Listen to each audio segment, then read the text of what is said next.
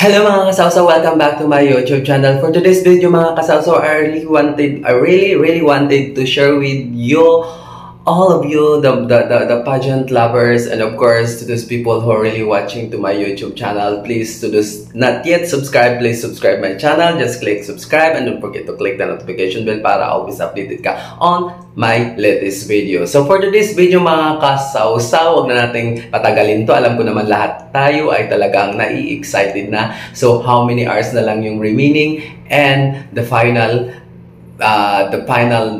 lady or Binibini will be crowned to be a Miss Universe 2024. Sino ba talaga sa inyo? Alam ko lahat kayo mga kasawsaw, may kanya-kanya tayong manok at may kanya-kanya tayong napupusuan at nakakapamilya kung sino ba talaga ang karapat-dapat who will be the crown to be Miss Universe Philippines 2024. And talagang magaganda, nakaka-aura, nakaka-social yung kanilang stage, talagang nag-improve na. I'm very proud for that kasi di ba ang ating mga kapitbahay, lalo sa Thailand, di ba, Miss Universe Thailand, they have a lot of things na talagang mapapawaw ka about the concept, the stage, the production that they have was speechless. And of course, I'm very proud din dahil ang daming improvements sa Miss Universe Philippines. And of course, yung host nila, di ba, si artista Hollywood talaga, di ba, talagang nakaka-impress and talaga, ngayon ang labanan. And of course, talagang ang dami po talagang baguhan na talagang umaaura, lalo si Bulacan, si Miss Bulacan, umaaura mga kate. Talagang na-shock ako sa aura ni Miss Bulacan, talagang palaban itong si Miss Bulacan. And of course, ang top 5 ko, on my top 5 list na talagang alam ko na nasa puso rin, ninyo rin, hindi lang ako, pero on my first slot, so si Alexi Brooks from Iloilo. Siya yung first ko. Second, si Maria Atisa. Sa dalawa lang sila yung maglaban-laban nito. Parang kinakabahan nga ako eh. Talagang sila yung top 5. So, hindi ko naman inaano na si basta sa limang ito yung mananalo. Ito yung parang feel ko na napupusuan kong mananalo. Actually, sa top 5 ko, sa pang-5 ko, talagang dalawa. Parang hinihila ako, si Miss Laguna and si Miss Bulacan. Parang, siyempre si Tala.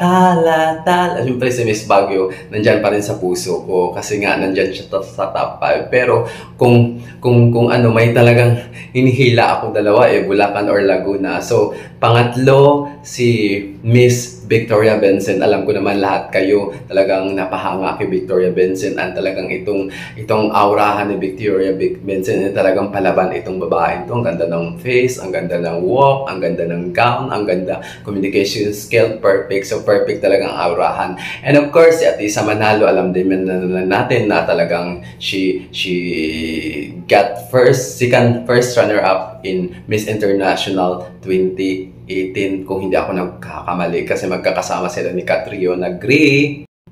Siyempre mga kasawsaw, it's been for a long time, more than 5 years already na talagang tahimik lang itong si Maria Atisa Manalo, Quezon Province, representing Quezon Province, and alam din man natin na talagang veteran itong babaeng ito, how she walk, how she project, the gown, so the preliminary gown, talagang it's perfect, it's really fitted on here. And of course, talagang nagsasuggest din itong mga supporter na talagang ibuhaghay daw yung buhok niya, or talagang yung mayroon din yung taga-Vietnam na talagang ito yung dapat yung gown na gamitin niya, ito yung dapat nakapulit-pulitil daw, yung nakapunggos daw yung buhok ni Atisa Manalo. Talagang marami talaga siyang supporter, talagang wow, talagang marami talagang yung talagang hoping na talagang manalo. At since naman si Atisa Manalo, kaya naman din po siya nag-compete ngayong 2020 ngayong 2024, talagang marami yung mga kasamahan niya, yung mga kaibigan niya, yung mga kabarangay niya, talagang sinusuportahan siya, which is yun din nag-boost ng confidence niya. And of course, si Miss Iloilo, rather na whether you like it or not, talagang itong si Miss Iloilo talagang malakas din po ang laban niya. regarding po sa kanyang background, di ba? Talagang palaban itong babaeng ito. At of course, ano siya, we proud of her kasi nga, ano siya, sport din, nasa sport din siya. At yung run, yung jumping run, yung run, doon din siya. At of course, talagang matatag tong babae ito sa hamon ng buhay niya. Alam naman natin na talagang napaka-challenge ng buhay niya.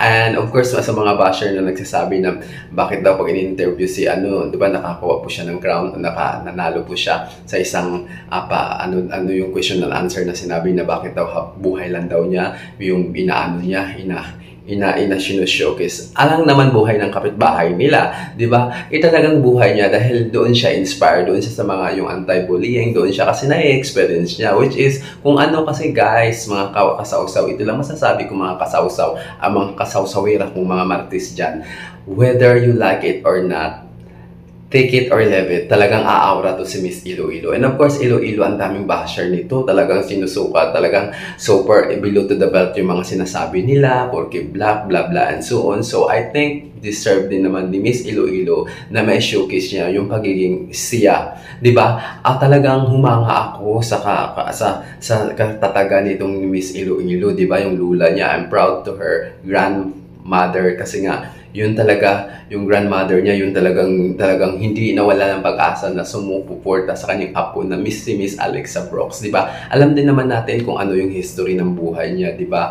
Nasa palengke sila, tapos yung ano niya, na gusto nga daw siya iba.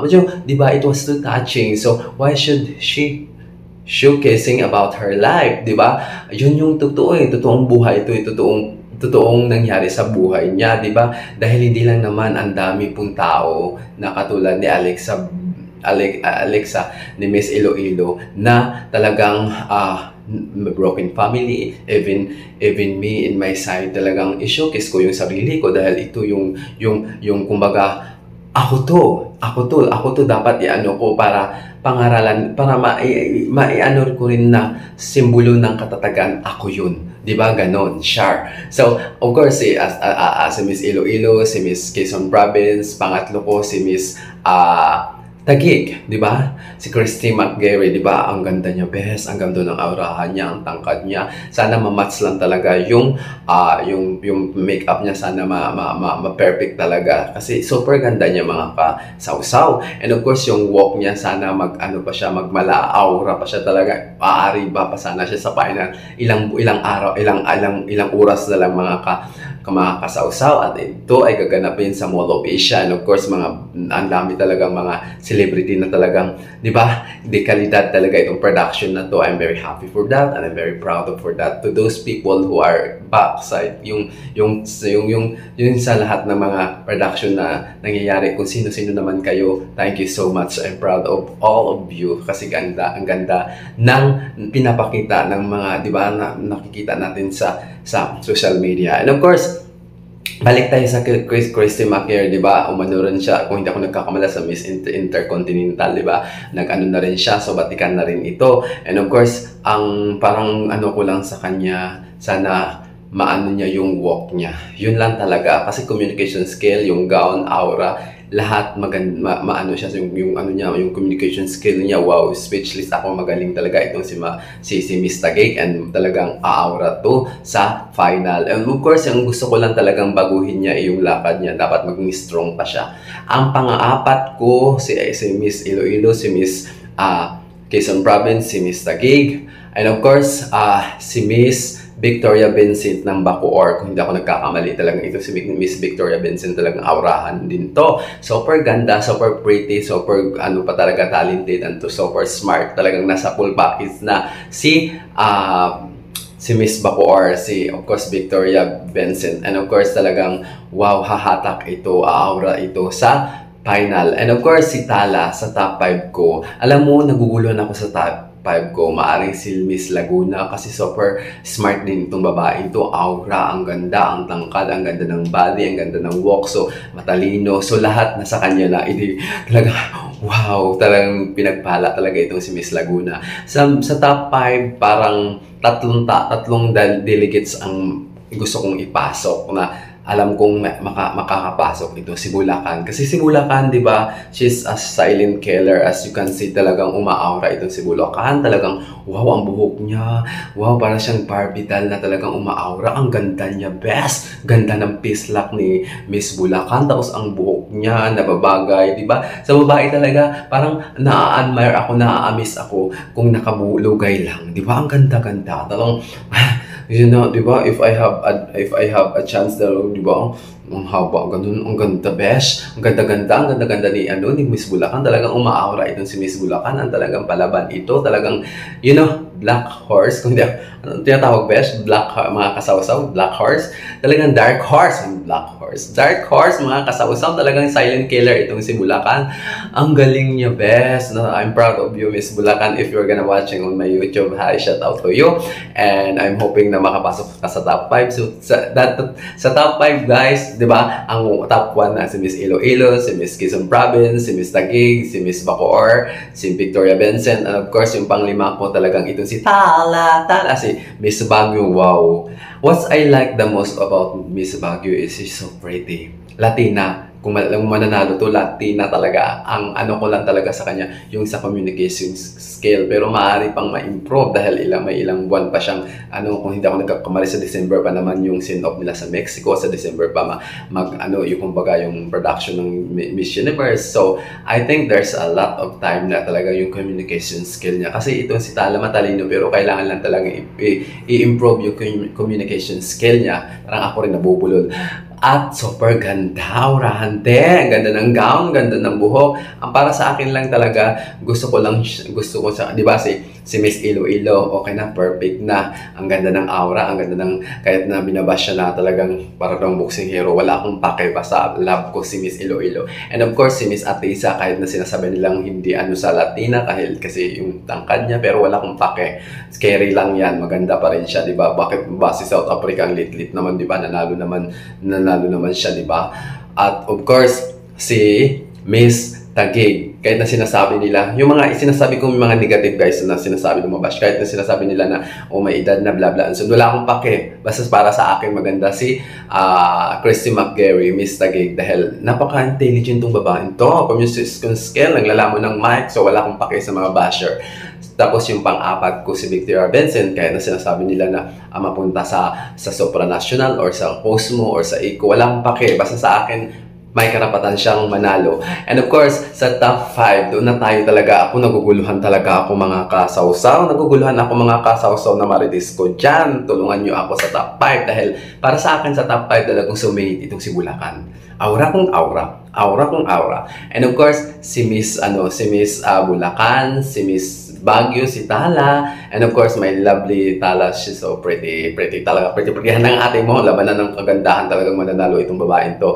And of course, si Miss Laguna. I know that my friend of mine, I shout out, Vicente, if you're watching my vlog, I know that she's voting for Laguna, and I see, because I'm a kind of person na talagang tingnan ko muna kung talagang aaura ba ito. Yung sinasabi ng kaibigan ko, best friend ko na si Vicente na, ate, kasi nagkukwentuhan kami about pageant we're just a pageant lovers, and of course paras kami, pero sa top 5 parang sabi niya, ate, akin sa Laguna, o hindi na lang, talagang proud ako na i-represent si Baguio na lang, kasi si Tala talaga yung napupusuan ko. Pero when I saw Laguna, about her performance, about her gown, about her looks, about her communication, and of course, si Miss Bulacan, aura kong aura. Talagang naloka ako, Miss Bulacan. Shout out sa iyo. Super pretty. You so pretty. And of course, yun mga kasawsaw. Really excited about this. Kahit magpuyat na tayo mga kasawsaw. Talagang, oh my God, who will be the next Miss Universe 2024? And I hope that ito lang ma-advise ko sa mga kasi may kanya-kanya tayong manok. Hindi natin mapiplace yung mga tao, yung mga pageant lover, yung mga bumubuto sa mga manok nila. Kung hindi manalo, support na lang tayo, guys. Why not we support to our candidate? Kasi Pilipino pa rin naman yung mga yan di ba? Why we're not following with Thailand, di ba? They're really support about their event top na kung sino yung nanalo, supportahan na natin. Yun na yun mga kasawsaw. Wala nang i-choose ba riches. Maging happy na lang tayo kung talagang focus na lang talaga tayo kung sino yung manalo, and of course, supportahan natin sa final. Huwag nang puro negatibo na naman, halong kin. Ito yung palagi paulit-ulit na lang sa social media, di ba? Anong nangyari kay Rabia Mateo, yung paulit-ulit na lang na hinahalongkat na, tukada, bla bla, and so on, ganito siya, bla bla. Why not we just showcase about positive side? Huwag na lang nating, kalimutan na natin, ibaon na natin sa limot yung mga negatibo dahil hindi yun nakakatulong sa atin mga kasawsaw. Hindi tayo yaman sa mga bagay na yun. So, maging ano lang tayo aktibo and support na lang tayo sa kandidata kung sino yung manalo. And ilang oras na lang malalaman na kung sino mananalo. So, supportahan na lang natin kasi ang dami rin naman kasing mga tao dyan na talagang akala mo napaka-perfectionist. So, yan lang mga kasawsaw. Kung hindi pa nakasubscribe, please subscribe my channel. Just click subscribe and don't forget to click notification bell para always updated ka on my latest video. Guys, may advice din ako kay Miss Zambales. You know, as you can see, mga i-flex ko lang din si Miss Zambales. Zambales, I'm very proud of you. You're so pretty and of course, the gown was perfect. And shout out sa nagawa ng gown. Pero para sa akin, i-showcase, di ba? Dapat, parang Alexi Brooks ba? Yung talagang i-showcase mo yung body mo. Kasi super nice yung top. But yung dito sa waist, dapat super di ba? Mapakita mo yung ano mo kasi yun yung asset mo mga kasawsaw. Yun yung asset niya, yung body niya, di ba? The body was perfect, Coca-Cola body. Why not i-showcase niya yung asset niya, yung katawan niya, di ba? Super ganda siya. I'm proud of you, Miss Zambales. You're so pretty. I know that, we're not closing the door, baka ikaw yung manalo Miss Universe, di ba? We don't really know. Baka si Miss Bulacan manalo, di ba? Baka si Miss Laguna ang mananalo, baka si Miss Baguio ang mananalo. So, we really don't know who's the winner. And we just praying na kung sino yung manok nyo, sana yun yung manalo. So, yun lang. Dapat love lang tayo. Peace!